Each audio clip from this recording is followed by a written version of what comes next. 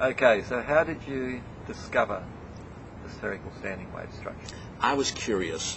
1955, I took a course in quantum mechanics, and this was a graduate course, and I had never had any course in quantum mechanics. I assumed I was very stupid. I never understood the origin of de Broglie waves, which says that a particle goes along like this.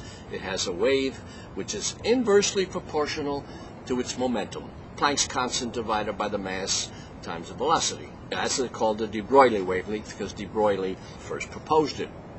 And of course, de Broglie didn't know where it came from either. Nobody ever knew. But I didn't know that they didn't know. So you thought you were I just silly. thought I was stupid. I never opened my mouth in a class. 30 years later, I just kept thinking about that thing, and it just bothered me all the time. One day I was reading a book called All About Waves by a professor at Harvard. It suddenly occurred to me that there must be some kind of a complicated Doppler going on. I wrote down a few equations. I discovered that only if you have a combination of an inward wave and an outward wave do you get the de Broglie wavelengths. You're talking about a combination of an inward wave and an outward wave of two different particles. Yeah, two different particles. So you're talking about an interaction of four waves. Right. There's a particle here, a particle there. One's moving relative to the other. So there is relative motion. Therefore, if you write these equations out, you get that the de Broglie wavelength is there. And I was also amazed to discover that Einstein's increase of mass was there.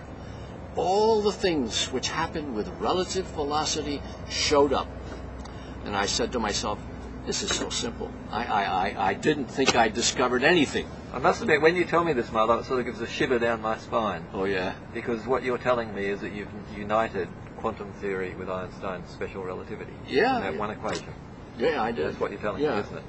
But this seems so simple to me because these simple bits of algebra weren't all that complicated. So I says, yeah, this is a natural result. I'm sure somebody else has already found this because people investigated quantum theory and waves, and people have been using in and out waves for 30 years. They always thought they were imaginary, though, not real. I went back and I searched for 6 months, and little by little I realized nobody had ever found this. I must be the only one. But it took several months for me to realize that. When I realized it, I said, gee, I really got something. So I kept on studying and investigating it. And of course, the result is this book.